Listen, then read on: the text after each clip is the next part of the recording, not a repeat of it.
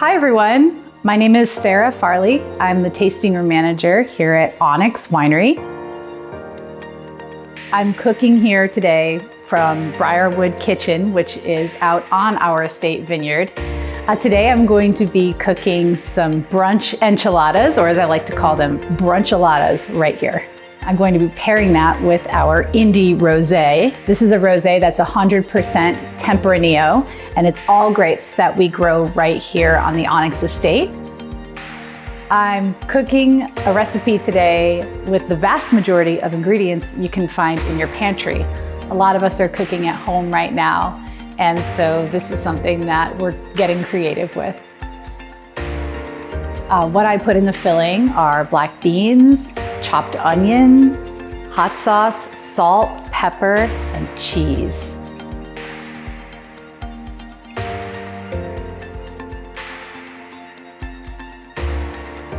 The rosé pairs really well with the enchiladas because using that verde sauce, we're pairing with the green notes in that, using the florals in the rosé, so sort of a flavor match going on there.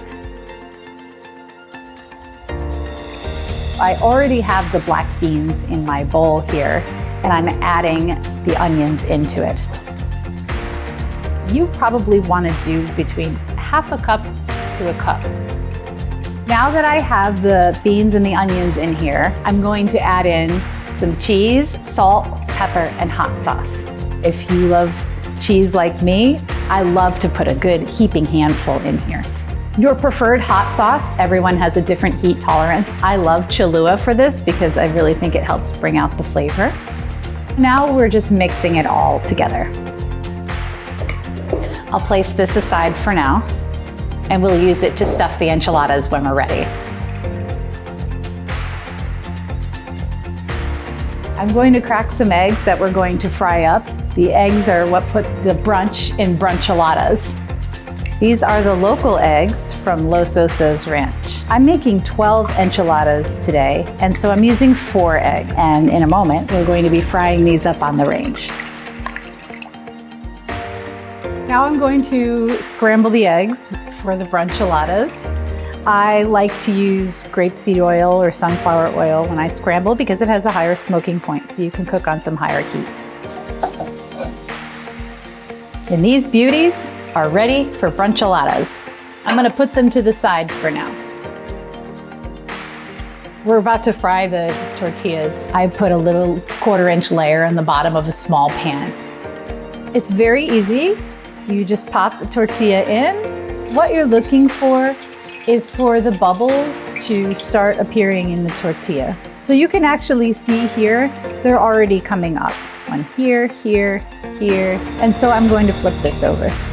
We don't want to fry it too long because then it's going to become a tostada.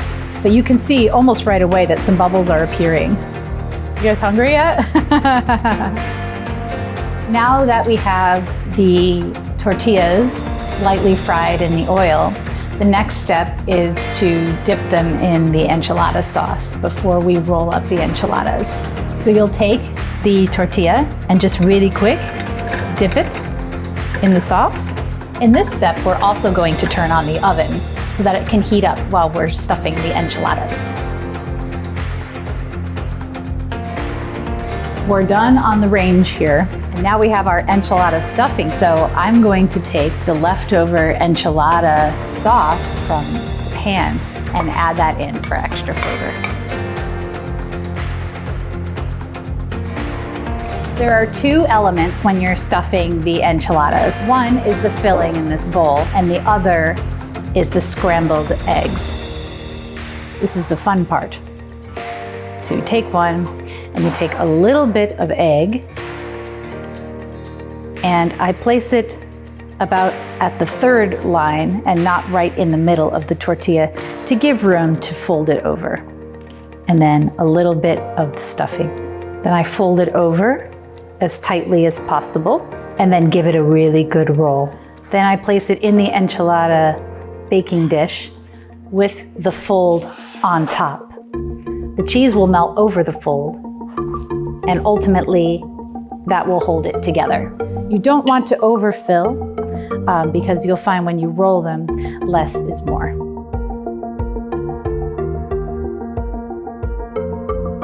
I'm using green enchilada sauce. This is gonna pair better with the rosé. The rosé has some great strawberry, raspberry notes, but also has some wonderful floral notes like rose petals.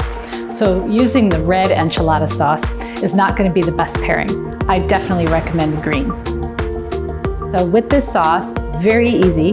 Just take your time and pour it over really slow, and you just want to get all the tortillas nice and wet with it. And now, one of my favorite ingredients in the world, cheese. I'd say this is probably a medium amount of cheese that I'm using. So you can go lighter or you can go heavier. We're going to add some toppings to this when it comes out of the oven, but for right now, this is ready to bake for 30 to 40 minutes. I have the oven set to 350, and I'm just going to pop this in. I love including some green onion and fresh avocado on this once it comes out of the oven as a topping. If you don't have access to that, the San Luis salsa is really great too. So before I slice this avocado up, I love to just salt it a little to bring out some of the flavors. And when the enchiladas come out of the oven, we'll top it with these. Now that we're done baking, we're gonna go ahead and take this out of the oven here. Oh, that's beautiful. Before I put it on the plate, I'm going to go ahead and put my toppings on, the final step.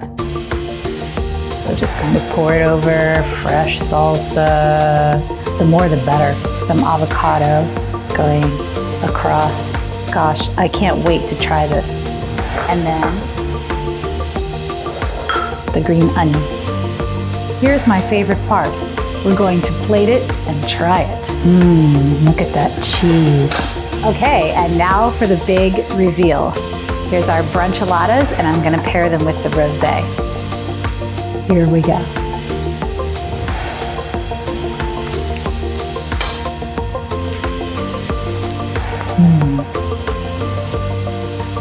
And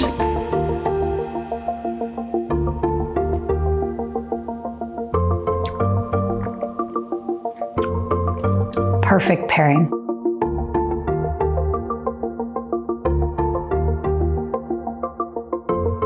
I definitely recommend this for brunch any day.